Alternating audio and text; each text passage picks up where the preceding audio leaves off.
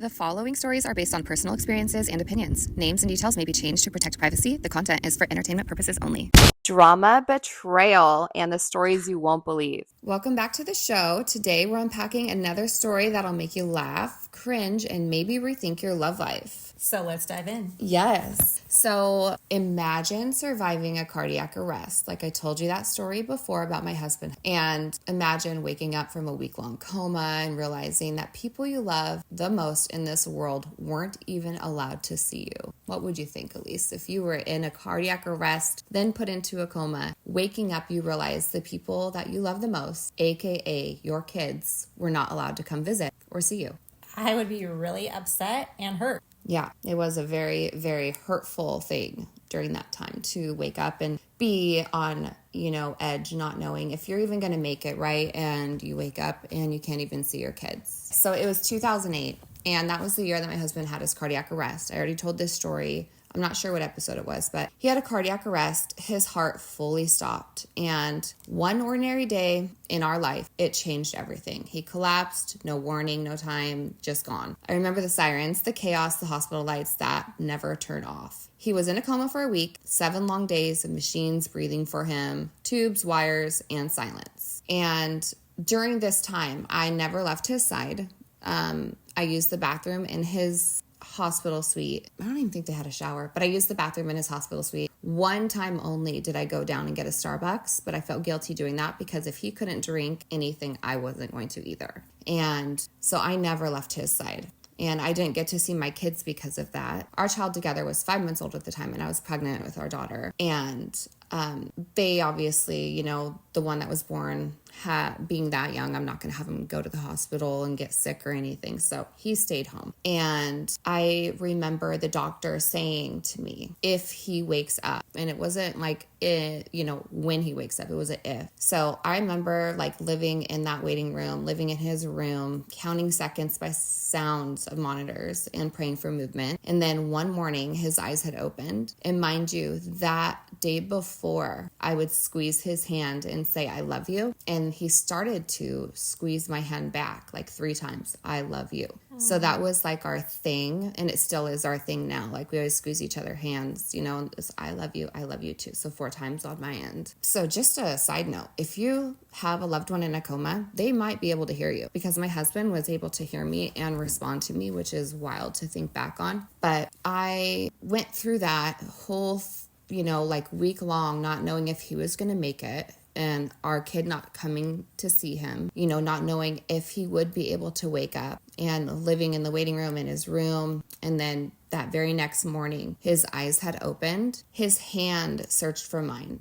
And I grabbed his hand, and he couldn't speak because of the tube. So remember, I handed him the pen and paper, and he wrote, with the paper and pencil, were the boys there? And I remember sharing this story. So if you haven't heard it, go back and listen. My heart broke because they hadn't been there, not just during the cardiac arrest. So that's a good thing. But they hadn't been there the entire time that he had been in this coma. Not once. And so his older kids were unable to attend the hospital. Yeah. So he hadn't had any visitors. And like you were saying earlier, is when you're in a coma, they say having visitors and having people come and talk to you actually helps people sometimes get out of a coma, right? Yeah, it does. And it's crazy because, knowing that he could feel my hand and hear my words, thinking back, if he were to have been able to hear his older children in the room, it would have given him hope, and it would have given, more... who knows? Maybe it would have... maybe more strength. Yeah, maybe more strength to not be in a coma for so long. Maybe he would have come out sooner. But I am fully aware that he and people in comas maybe, respond different. But in his situation, he was very much aware of what was going on around him. Oh, wow. And that's a scary thing. But to know that, I did ask if the boys could come and visit their dad, because I didn't know if he was going to be able to ever leave that hospital, if we were going to say goodbye to him in that hospital. Yeah, you had no idea the outcome, so you were probably wanting to make sure that everybody had an opportunity to come in and see him. Yeah, absolutely. So their biological mom she refused to let them come to the hospital, like, at all. She said it was to protect them, but everyone knew the truth. So without getting the chance to say goodbye, I mean, it could have been a goodbye they were saying. Who knows? It could have been like him coming out of a coma. It could have just been support. It could have been reassuring for them to see him because they didn't know what happened to their dad for a week. Did she ever give you a reason why she was trying to protect them from seeing their dad in the state? Like, I can understand it can be traumatizing for kids. However, if nobody knew if he was going to come out of this or not, don't you think that they would have wanted to go and see their dad? Yeah, they did. They wanted to. I did talk to them on the phone. They wanted to come see him. And I told them that their dad was asleep, and they still wanted to badly see them.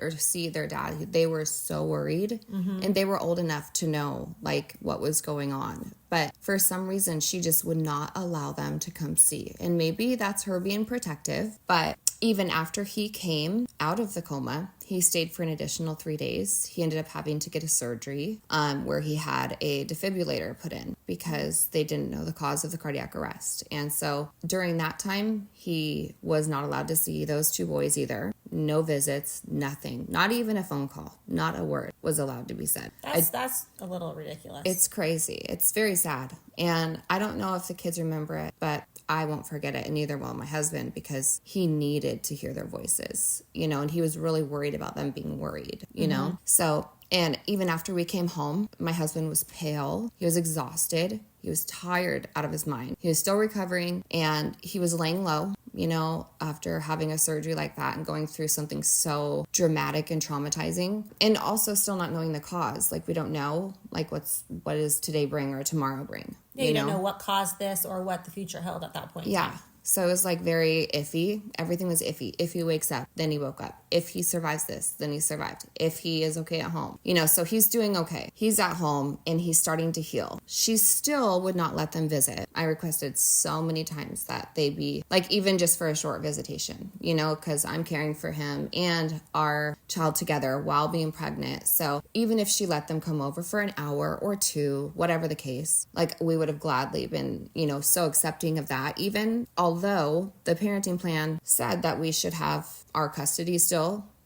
My husband was still able to breathe, walk, do things. It's not like he couldn't have cared for them or I couldn't have. So there's no reason that he couldn't have seen his kids, but we didn't want to like go to the attorneys and fight this thing. We were just like, okay, well, let's keep low on this and just like, hopefully she'll let them come over. This is a difficult thing to navigate. We don't know what she's dealing with mentally on this subject, with them. What is she worried about them seeing? Like, what is it, right? So at first it was her time. So technically, and I'm just talking freely about divorce, right? So sometimes people, when they're in a divorce, they're not going to give up any of their time no matter what. Maybe she didn't want to bring them to the hospital because she's like, I'm not going to take away time with me. But even when it was not her time anymore, and it was technically your husband's time for him to have custody of the kids per the parenting plan, she still wasn't giving up the kids? Still wasn't. Nope, not at all. She wouldn't even return calls, any calls, any emails. She was like, the only time, like, she'd just say nope, and then that was it, like nothing. So it was like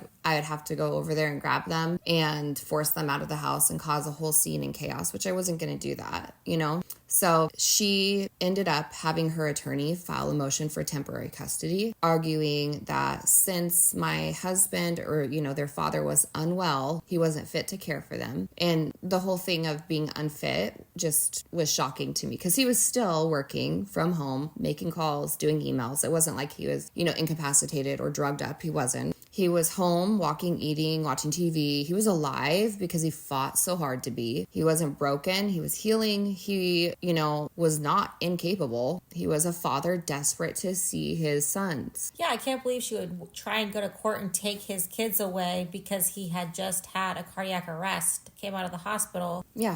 That's... Yeah. Wouldn't you be like, let's go see your dad? Do you want to go see him? Like, of course they would. Yeah, no, but she took it as an opportunity to try to get more custody. Yep. Wow. So 3 weeks of excuses, right? 3 weeks of control disguised as concern. 3 weeks of silence between a father and his children. And, he needed to hear, and they needed to hear and see that he was still here and okay. Until one night, I just couldn't take it anymore. I called the boys' grandmother on the mom's side. And so it was actually her stepmom. So her father had remarried. Her mom had passed. So it was her stepmom.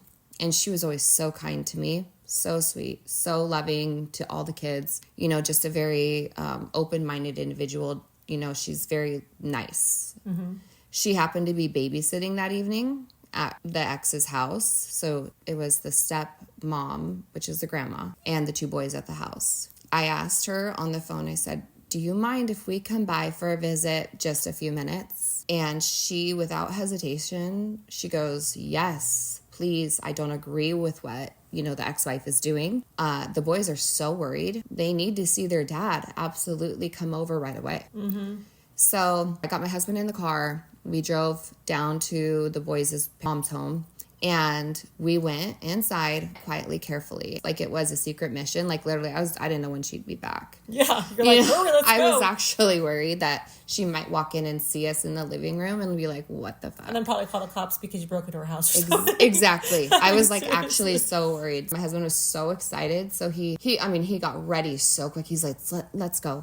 I need to see them. I mean, he'd hardly been able to talk to him on the phone. She would limit it. Like it was, he probably talked to them like twice during that 3-week ordeal. Wow. Yeah, she very much tried to like shun any communication or anything at all. Like even filing for temporary full custody, basically. Like she did not want him around her kids, right? He saw those boys and they saw their dad and they saw that he was alive and breathing and smiling, and he was so reassuring to them. We sat down on the couch and they asked so many questions. They wanted to know what happened, how it happened, what's the next plan, is it going to happen again, you know, things like that. And my husband was just so reassuring. So, you know, when we left, they felt, you know, like very secure and not scared anymore. They were having issues sleeping. One of them was struggling in school during that time. I had teachers call me personally and talk to me about it, about how, you know, they talked to them about not being able to see their dad and things like that. And they were concerned about it. And so the boys, they were smiling. And the oldest, as soon as we got there, he like wrapped his arms so tightly around, you know, my husband's neck, and he bawled. He was just a big bundle of fucking tears. The younger one stood there frozen, like his beautiful blue eyes. I just remember it. He had like the curly little hair and the blue eyes, and they were so wide. And he goes, I thought you were gone. Because so he hadn't sad. talked to him in so long. Yeah, he probably you know? had no idea what was happening to his dad, and then Yeah. not being able to see him or really know what was going on. I know. So that moment, it healed something no court ever could. And she never, I don't even think, knew it happened till this day. I don't think she knew that even occurred. Oh, really? Yeah, I don't think she... Good job being so sneaky. I know. And what a shame to have to be sneaky about something so pure and innocent. Right. And what should be normal. That should be a normal thing. Like, hey, because if something were to have happened to her, absolutely. See your boys. They need you. You need them, right? Mm-hmm. That's the normal thing to do. But of course, nothing in this situation is ever normal back then. So we knew it happened. The boys knew it happened. And she still don't know what happened. I'm happy that they never even told her. That's good. They probably were scared to say anything because they wanted to make sure they could see their dad again. Right. I know.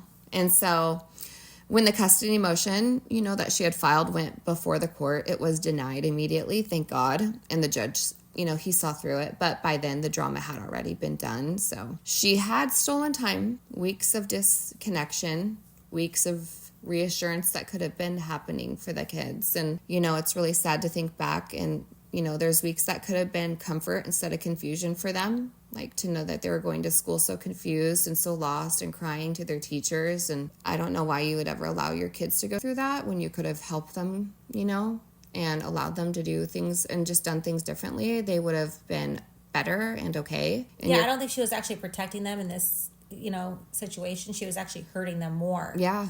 By giving them so much anxiety of not knowing what was actually going on with their dad. 100%. You want to protect your kids. You want to help them through a hard time. Yes. Yeah. Not keep them away from their dad. Exactly. And so the lesson that we take from this is control can be crueler than chaos. Withholding children from a parent doesn't protect them, it breaks them, because it did. And it replaces love with fear and turns healing into punishment. It's like, why are you punishing people for having a health condition? Those boys didn't need protection from their father. In the end, the truth always rises, even if it takes a courtroom to confirm it. And in the end, you know, my husband and I, we definitely looked, just like in every episode I say this, we came out stronger, but we always looked at that person, you know, from a whole different lens, a darkened lens. It's darker every time. Like, wow, if she was able to not allow him to see his kids or allow the kids to see their father for that long, knowing the extent or that he could have died, and knowing how scared the boys were and how much they needed to see and hear from their dad, that type of person you definitely don't take lightly. Like, so if you're in a situation where something similar is happening and they're just using the courtroom as a tool, or they're using time and manipulating it, and they're not actually seeing love for love and purity with kids and relationships with parents, watch and guard and protect your family unit, you know? And if you do need to do a sneaky trip, fucking do it. Yeah, do it. Get your time in with your kids because they need you. Yeah. And just know that that person's intentions likely are never, ever going to be what you want them to be. Their intentions always seem to be the same. So don't ever go in thinking that it'll be like, oh, you know, maybe she will, maybe he will, whatever it is. That person is the way they are, and you have to accept that and act accordingly. So that's my talk lesson and my, you know, takeaway from that whole ordeal and my case file. And I hope it resonates with any of you guys. And I hope everyone's just healthy and happy, because I don't want anyone to ever go through any of that. So I would love to hear your story, Elise. I cannot wait. Okay, well, mine is completely different than that. Mine is going to be about a time that I dated a guy that told me he was getting divorced, when in fact he actually wasn't. So when I started dating this guy, he swore up and down that he was getting divorced. Yeah, and I think you pretty much know the story too, but I'm going to share it again for everyone. Brutal. Yeah, it's awful. So, you know, when you meet someone and you feel like, oh, this guy is great. He was charming, confident. He owned a construction company. He had a house on the lake. And he had told me he was in the middle of a divorce. And him and his wife, they were still living together. They were just figuring out financial stuff. Apparently, that was like the smartest option at that time was, you know, to keep living together. And obviously, I was younger. He was older than me. And he owned a business, and I thought, okay, maybe this is true because they have a lot of assets together. There was no prenup. It makes sense. You know, divorces are messy. They're expensive. So I gave him the benefit of the doubt. Again, spoiler alert, people, the red flags were there. Waving in my face, like always. But, you know, I didn't listen again. He could never talk on the phone at night. He would always have some excuse about how they had shared spaces. They did have a smaller house on the lake. And so I believed him. You know, he would tell me the divorce is really hard on her, even though they had agreed on it. So I respected that because I did put myself in her shoes thinking, imagine if I was getting divorced and I was just going through the motions. I wouldn't want to hear my, you know, soon-to-be ex-husband on the phone with some other chick. So, of course, I was very too understanding. Yeah, ridiculous, I know. And anytime I asked, you know, when are you moving out? He'd be like, oh, you know, this money, it's so messy. He needed to ride things out a little longer. I mean, to be honest, he told me he was like hiding money away. He always had all these excuses. And as terrible as it was, I was believing him. Yeah. Well, it sounds believable because messy divorces, you know, usually are because of money. And so it sounds like that would be something that you could 100% believe and be like, okay, that makes sense. Yeah, and he told me, you know, he hadn't really been putting money away for this divorce. And so if he just walked away right away, then he wouldn't have enough money to, you know, go off and buy another house or pay for the divorce. I mean, there was always an excuse for something. Yeah. The company, I mean, the house, the boat, the cars. Feelings. Yeah. All of it. So fast forward, somehow I had heard through the grapevine, I don't even know, it's been so long. I think it was maybe one of our friends, mutual friend, that his wife was actually pregnant. And so, of course, I asked him about it, and he said no. At this point, so much had happened. It had been years, and you're years into the relationship now? Years. Okay. Into the relationship at this point. Like how many years at this point when you found out she was pregnant? 2? Probably 2 or 3. Okay. So in between this, obviously, we'd break up, we'd make up. He'd tell me, you know, he was moving out. He had moved out, stayed at friends' houses here and there. So it sounded like maybe they were technically separated. And did you ever look it up, like on the links? This is before I actually knew how to do that stuff. Okay. So I don't even know what year this was. But I don't even know if I knew what that was. Yeah.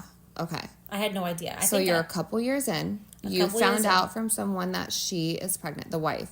The wife is pregnant. Okay. And this is before there was like so much technology out there. So I literally had no idea. But you probably only had Facebook to look at. I don't even think Instagram was around back then, was it? Instagram was not around. It was just Facebook. I did look on Facebook, but of course her stuff was private. Yeah. So I had no idea. But I did know from previously stalking her, of course, because I wanted to like know what she looked like, or you know, does she still wear her wedding ring? I knew where she worked. She worked at a coffee stand. Okay. And so I knew that's where she worked. Okay. So when I heard this story of her being pregnant, anyone that knows me and from my past stories, clearly I can't just believe someone telling me something. I can't. I need proof. Yeah. We've gone over this. You're that loyal. You need proof. I need the proof. Otherwise, this guy's going to convince me to stay with him. And obviously, at this point in our relationship, I had been trying to get away from him for a while. Mm-hmm. There's a lot of crazy stories I have about this guy that I will go into in a different episode. I can't wait for those. Oh, yeah. So, you know, about him following me around, him showing up at places where I was dating other guys. I mean, there are so many stories that I will go into. But at this point in our relationship, I had tried to get away from him multiple times. Mm-hmm. But he'd always, you know, throw things in my face, keep me, you know, stringing me along. So I was like, okay, maybe this is my way out, but I still need proof. I still need proof for my closure. Yeah. So, you know, this is where my detective brain is like, I need the visual confirmation. Yeah.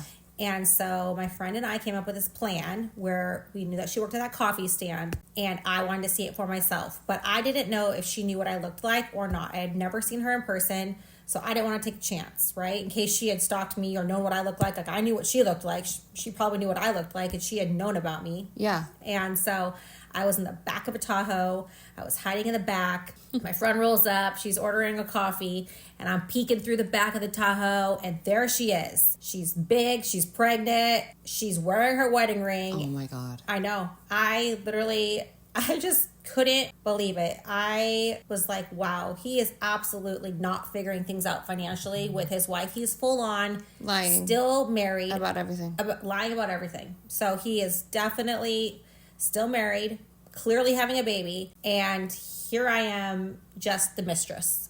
Jeez. Yeah. And when I confront him about it, he has some crazy stories. I mean, this guy had stories forever. I mean, he even had at one point told me that she was actually pregnant with twins. One of the twins died, ended up only being with one, and one baby ended up remaining. He felt like he had to stick it out with her. I mean, there was so many things. Holy crap. And then I'm like embellishing the story so you feel bad for her and that him. Yes, I felt bad that they had, you know, lost one of the twins, and now she only had one, and then trying to make me feel bad about it. Like, oh. He's a good liar. The best liar. Yeah.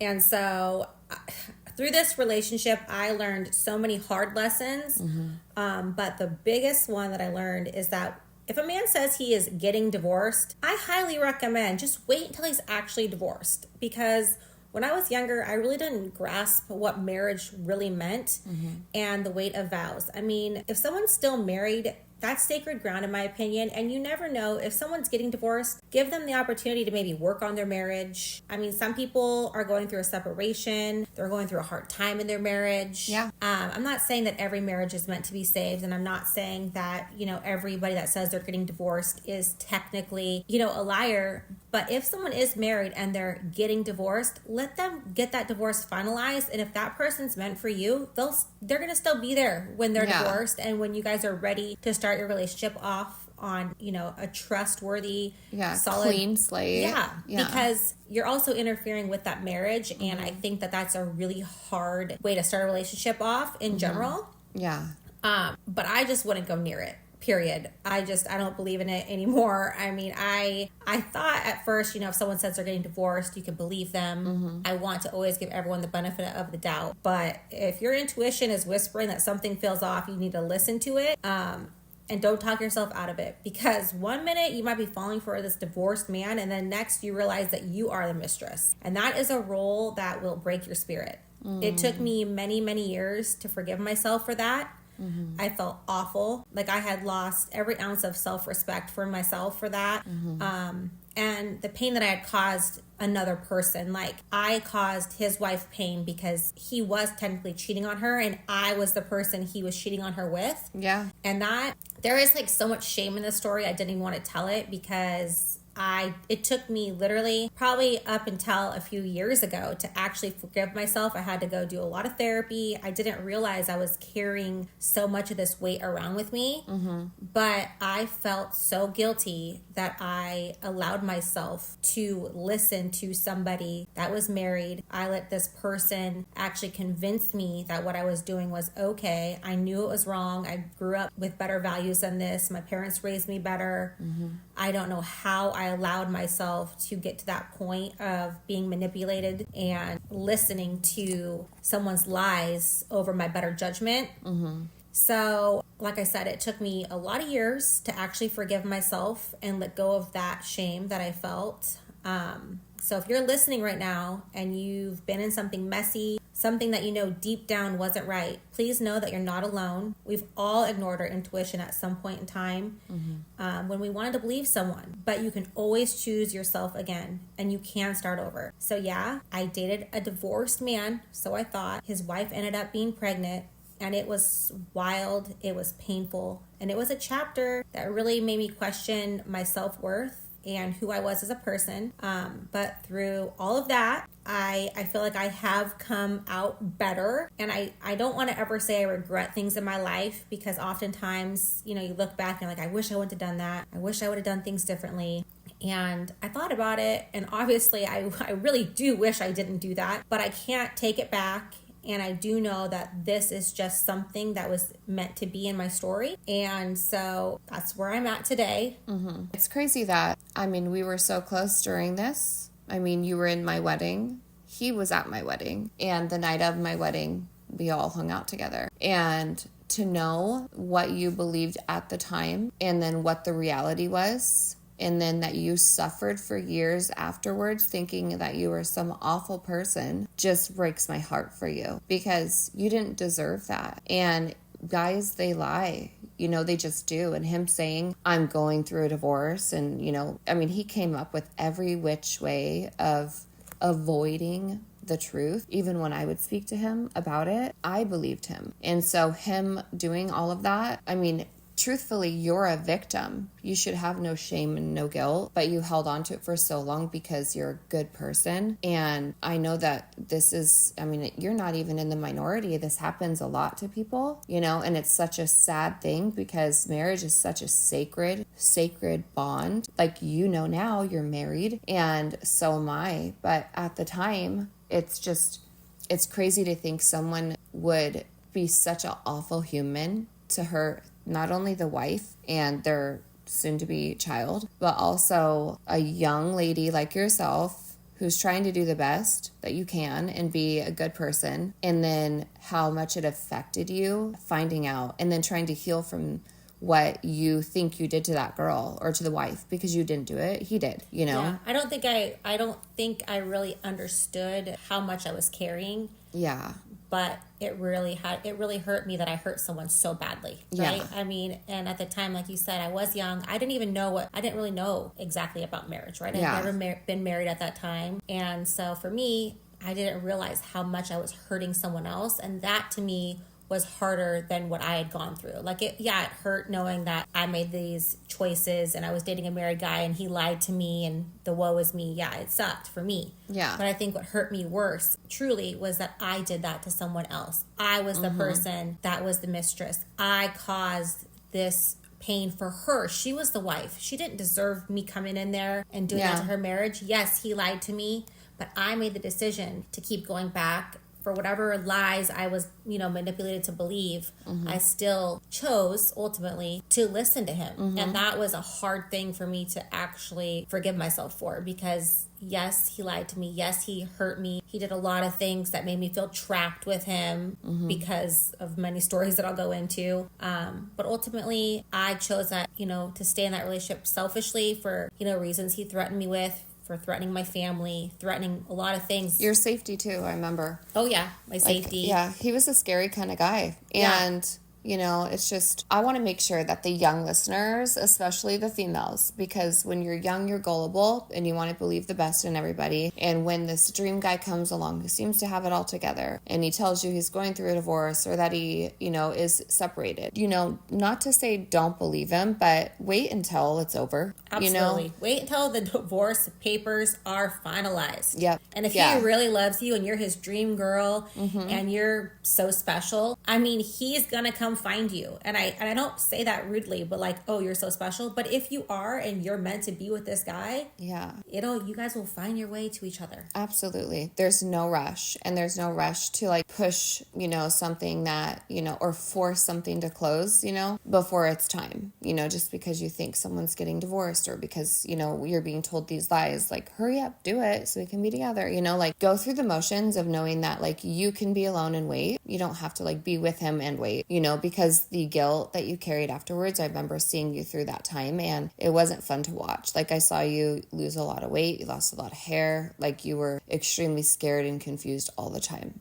You know, and so I would never wish that upon my daughter or your daughter. Like, I would never wish that upon any young woman, any woman at all. And like, I don't know what the statistics are, but I guarantee you, mostly women are these victims. You know, it's mostly men that are spewing these lies. They are so quick to get in another relationship. They're unhappy in their marriage, so they say they're getting divorced, or maybe they are in the middle of getting a divorce. But if they are not divorced, and if they are legally separated even, like just wait, because it's not worth the guilt. And it's also going to tie you to the future with the ex-spouse, you know, like the hostility with that. So just wait, you know, don't put yourself through that. Learn from Elise, you know. Yeah, learn from me. I mean, there are stories of me going into actually her calling. She has called me. I was there one time when you were on the phone with her. Yep, she called me. She was crying. She told me stories that, you know, still hurt me till this day. And even many years after all of this had happened, I had talked to her. You know, I did apologize again because I just felt so guilty. I think it's important though also to forgive yourself for the mistakes you've made because nobody is perfect. Yeah. And, you know, I'm so quick to forgive everyone else around me. I'm so quick to forgive people that hurt me, but I think I'm the hardest on myself. And oftentimes I don't like to forgive myself for my mistakes. But I think that's another lesson I want to give out to everybody is that it's okay to forgive yourself.